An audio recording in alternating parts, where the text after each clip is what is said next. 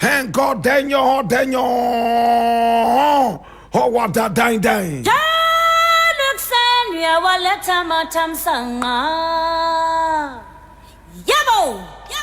This is the voice of the patriot, and here we speak truth to power. Here we don't criticize, but if we must, we'll do it only on one condition: to build and not to destroy. That is why we keep saying we are in the service of God and country.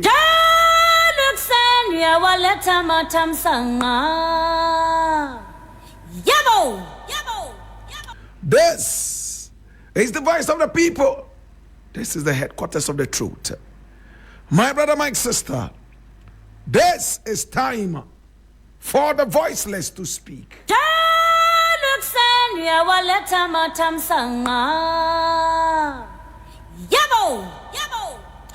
Now today we have a number of stories I would like to share with you. And my brother, my sister, I'll need you to open your ears with rapt attention and listen to what is happening on our land.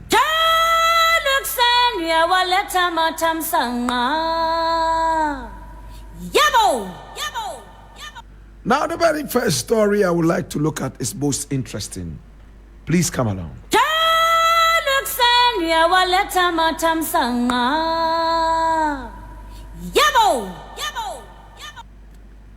My brother, my sister, I want to start on a note of sports. Sports in quote. And I read this from my Joy Online.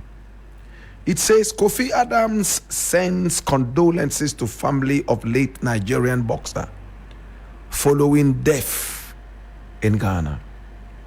And I read, Minister for Sports and Recreation, Kofi Adams, has extended his heartfelt condolences to the Nigeria Boxing Board of Control and the family of Gabriel Olawosegun as Oluwasegun Olanre Waju.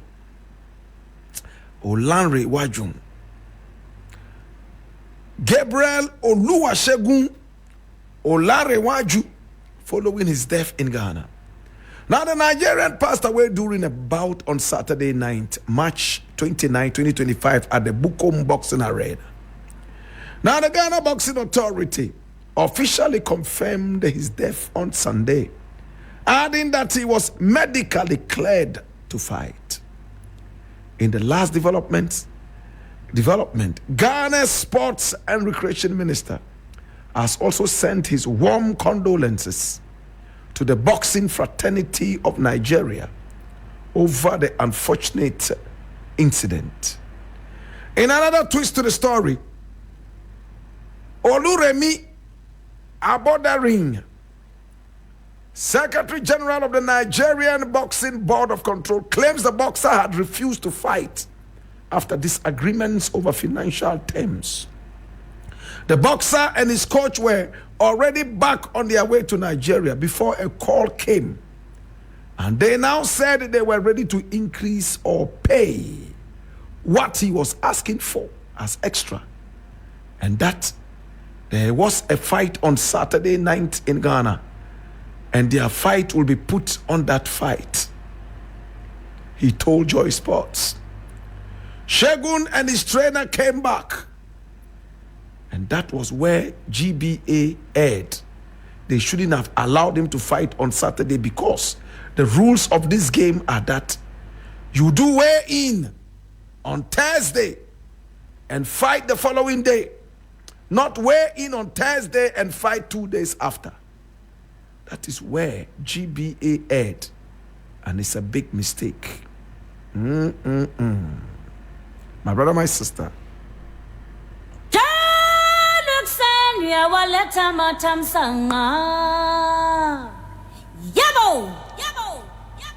now, my brother, my sister, now when you read some other portals on this story, it's alleged that the Nigerian boxer was paid to lose to the Ghanaian. Was the Nigerian boxer lured with money to come and lose to the Ghanaian? Are we doing forensics to find out if the Nigerian's food or drink was laced before he went into the ring? My brother, if there are allegations of paying the Nigerian boxer who had refused to fight last minute to appear in the ring, this calls for an investigation. We need to find out, my brother, my sister, whether the Nigerian was poisoned. We need to also find out whether the Nigerian, my brother, my sister, was lured into the ring with money to come and lose to the Ghanaian. All these are very important prima facie investigations. My brother, my sister, aside this, I would like to speak with the sports minister, Kofi Adams, a man I know not too well, but I admire.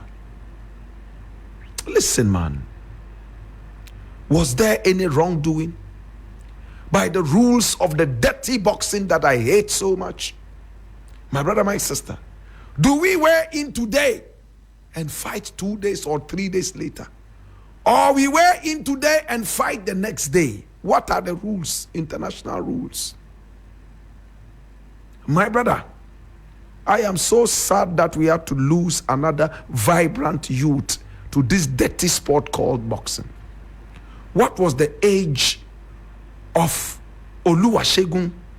40 years old. My brother, my sister, he is gone down the drain.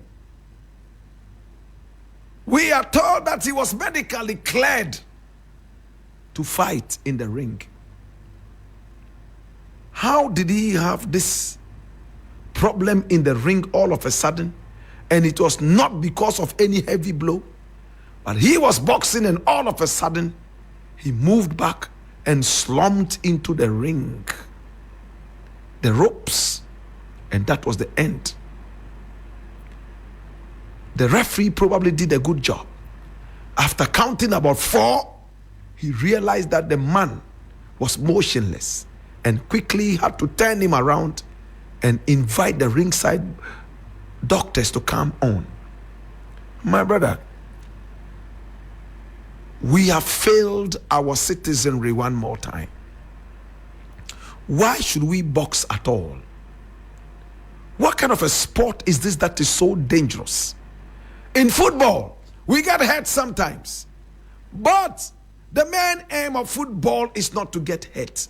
It's to show skills as to how we can dribble around and score. It has nothing to do with violence. Anything that is violent in football is an infringement. It's the same thing with basketball. Same thing with tennis ball. Long tennis, what we call lawn tennis. My brother, my sister. But in boxing alone, the main aim is to visit with pain and harm. The more pain I inflict on you, the better a boxer I am. We are looking at drawing blood. I will keep talking about this until we are able to put common sense in our coconuts.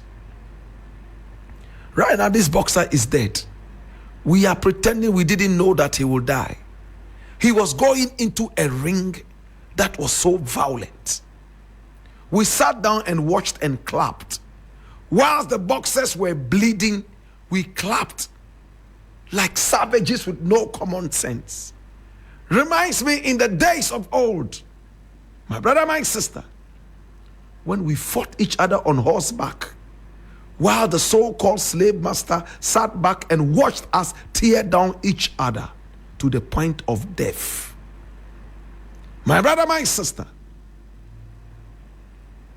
in savage Africa, we also saw such games where young men were brought together to fight and kill each other for a certain price.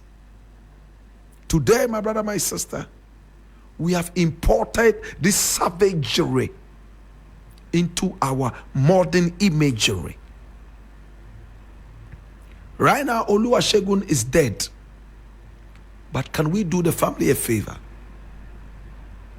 What is the coroner's report saying? Has there been one? Can we find out whether his food was poisoned, whether his drink was poisoned before he went into the ring? Can we find out if he was paid to take blows and lose to the Ghanaian? Please ban boxing. Every wise nation must be banning boxing right now. It is a barbaric, dangerous sport that brings us nothing but foolishness. It turns us out into savages. In fact, sadists. How many more times do I need to talk about this?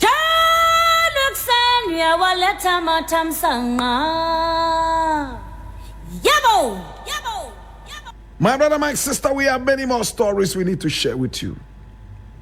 And I certainly need you to come along. Stories that would break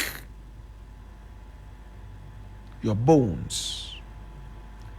There is a story I want to share with you from Zambia. And I know you'll be interested in listening to this. Now, this one is from Ghana Web, and it says, Zambia president orders ministers to stop sleeping in cabinet. And I read, Zambian President Hakainde Hichilema has warned ministers against dozing off during meetings, attributing their lack of attentiveness to indulgence and an absence of self-control. In cabinet, everybody's sleeping at 10 hours. No, in cabinet, somebody's sleeping at 10 hours. The question is, where were they? If you can start conking there, to me that's a crime, a serious crime. Hichilema said during a swearing-in ceremony for a new minister, he did not spell out what exactly he meant by indulgence, but local media have interpreted this as referring to excessive alcohol drinking and late-night partying.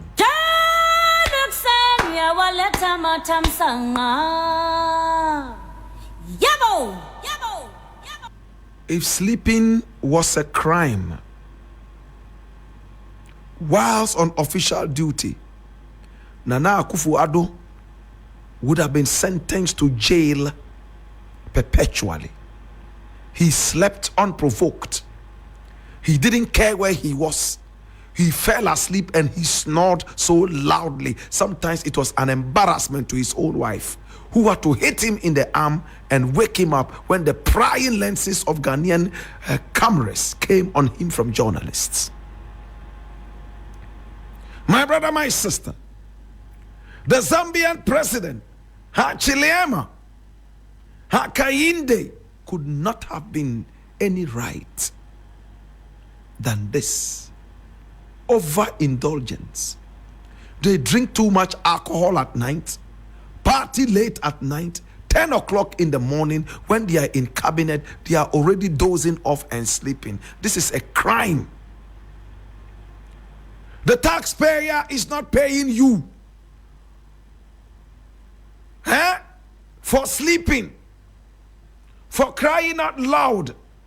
It's not a sleepathon. Can I say it again? It's not a sleepathon. You are supposed to be working for the taxpayer. People have voted you into power.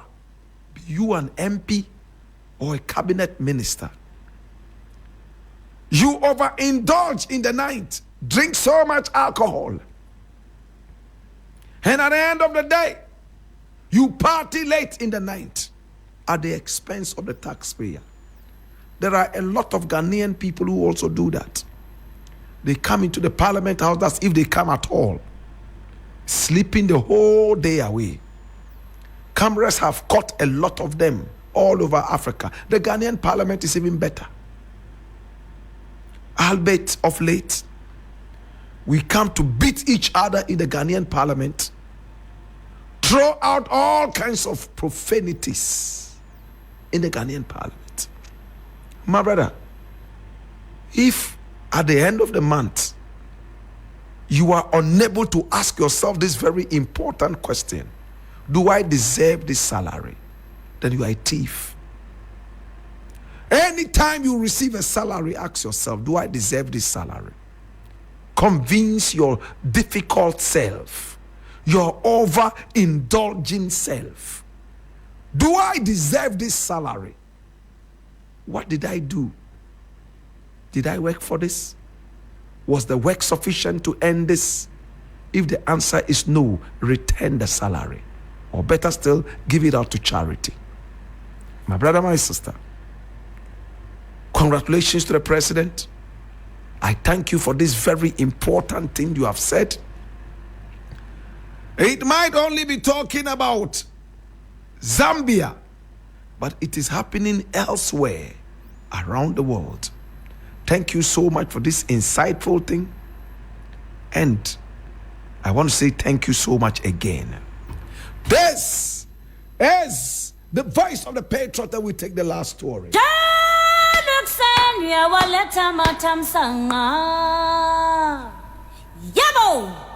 Now the last story is from Ghana Web, and it says, I was approached to take drugs to Europe because I owned a diplomatic passport. And this is one John Apea talking. Who is John Apea? Do you know him? Now, John Apea is popularly known as Junior from Home Sweet Home fame, an actor. My brother, my sister, come with me as I read this. Ghanaian filmmaker and entrepreneur John Apea has opened up on a personal experience from his teenage years, revealing how he was approached multiple times with offers to illegally transport drugs to Europe. Recalling the alarming moment on the Connected Minds podcast, John, also known as Junior, from the popular Home Sweet Home series, stated that many people were aware of his access to Europe through his diplomatic passport, which was granted by his father, who served as an ambassador at the time. This, he said, made him a target for many who wanted to exploit his travel privileges for crime. When I was about 15, 16, I would travel to my father with my diplomatic passport. And when I got to European airports, my bags were never searched. People who got to know that was who I was approached me to send drugs to France and Germany. They would say, just put it in your bag. No one would see. Your bag is never checked. And I was a young man. Imagine the temptation of being able to make this fast money. But I always had that belief that I don't need to make money fast. I leave it here, my brother.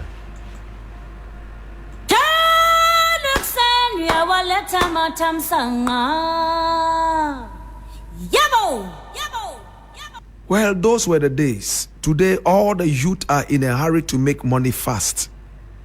There is a certain bad girl in the area that they want to sleep with. So they are in a hurry to buy a car that they will come and flash. They want to buy the latest shoes and the latest kicks, as they call them. In my days, we call them kambu. These times, they call them kick. Charlie, make us see the kick. Hey, this kick, they are forget them. In my days, it was kambu. My brother, my sister, they were designer words that are difficult to access in our country. How they are able to reach those is still another wonder of the world. My brother, my sister, Junior here says at the age of 15, 16, he already had a diplomatic passport. And he will sit in a plane and fly all the way to France and Germany by the kind courtesy of his father, who was a diplomat. And nobody searched his bag. Today, you can hold 6 million diplomatic passports. They will search your bag. Hi!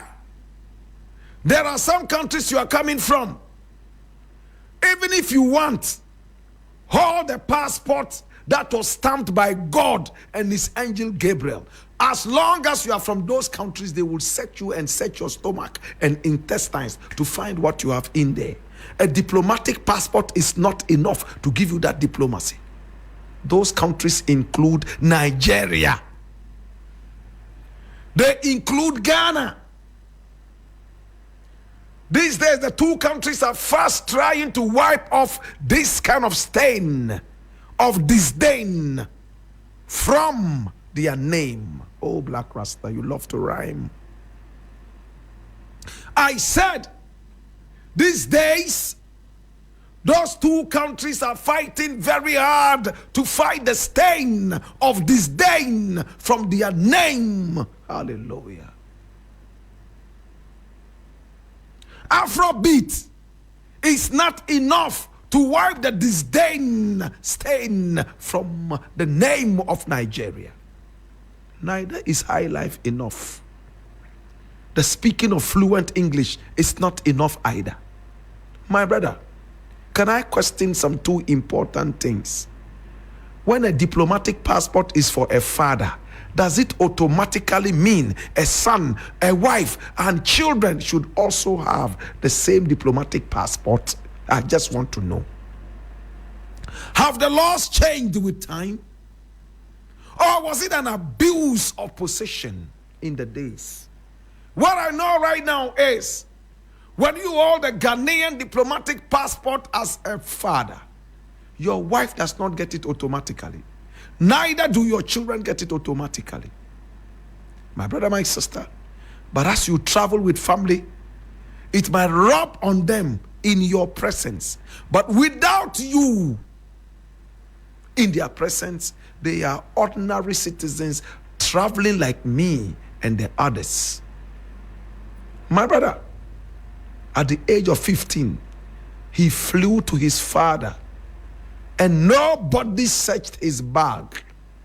That was the kind of respect they had for diplomatic passports, until they started giving the diplomatic passports to people like Reverend Kusi Boateng. Until they started giving those diplomatic passports to fake bleach-faced pastors like Obinim. Until they started giving those fake pastors and fake spiritualists those passports. Today, nobody has any respect for those passports. You could hold 20 diplomatic passports from Ghana. You are more ordinary than me, who has no diplomatic passport. My brother, if this little boy had accepted cocaine and crack, drugs in his bag, maybe something else would have happened. The Europeans are not fools. They don't have to open your bags physically before they can search you. Sometimes even your stomach, whilst you are walking in the airport, they have a way of searching you before. They have intelligence that will tip them off that, hey, this person coming, it looks like somebody carrying drugs. Your demeanor is enough to set the alarms on fire. In conclusion, my brother, how can we bring back the respect to our diplomatic passports? We started losing respect for our diplomatic passports when we gave the passports to people like, what's his name? That guy, that NPP guy, that Ghanaian politician who traveled out of this thing. I'm wanting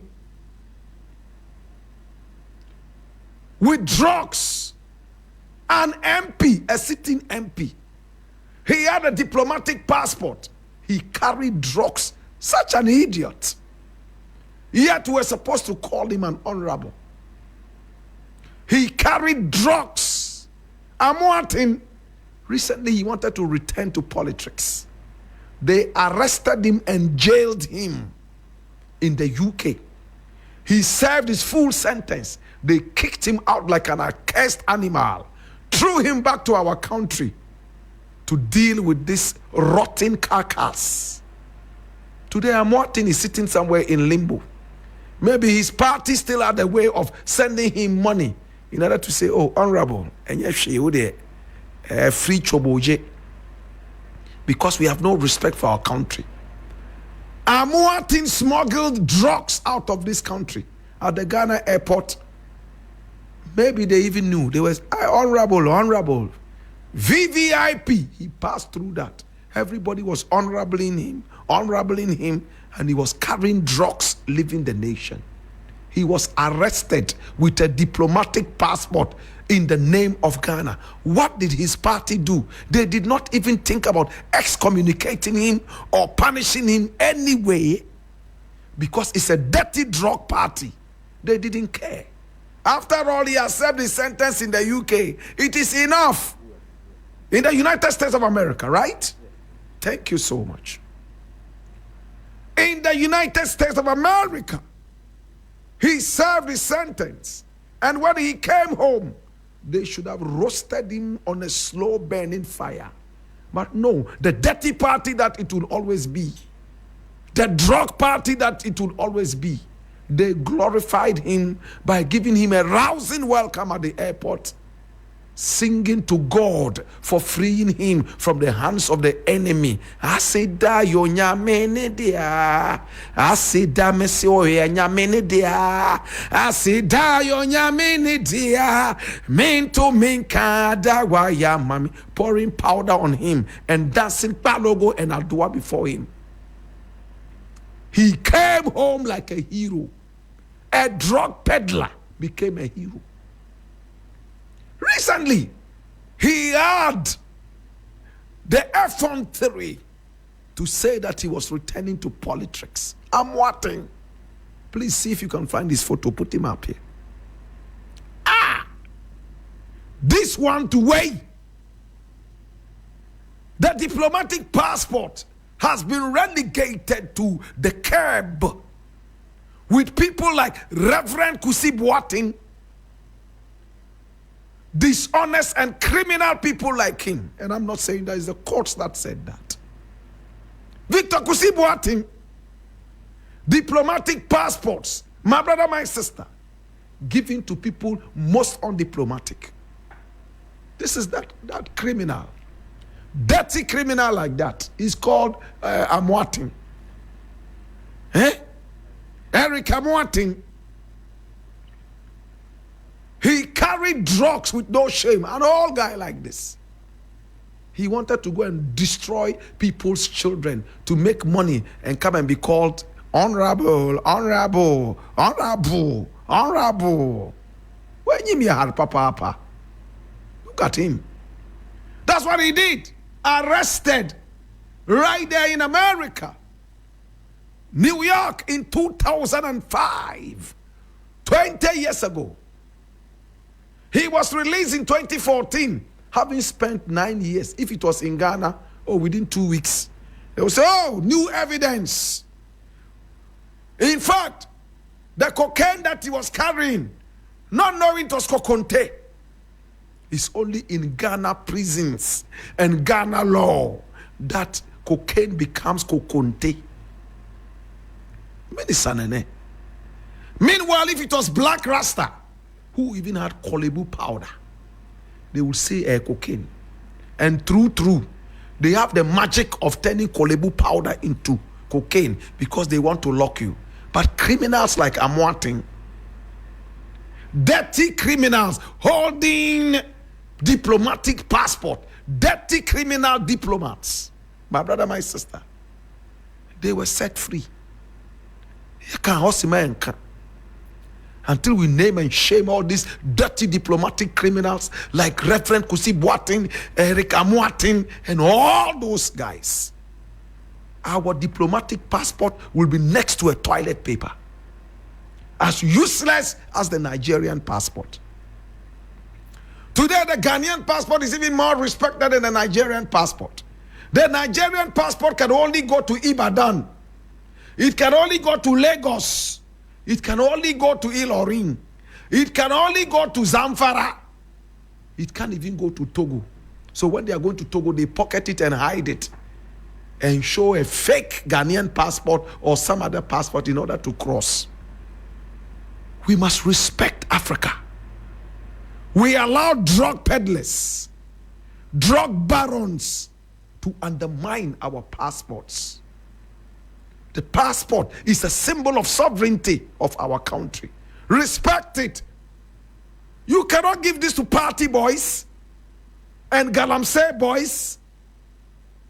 It's strictly for diplomats and people who have the nation at heart to be able to serve the nation when they are out there.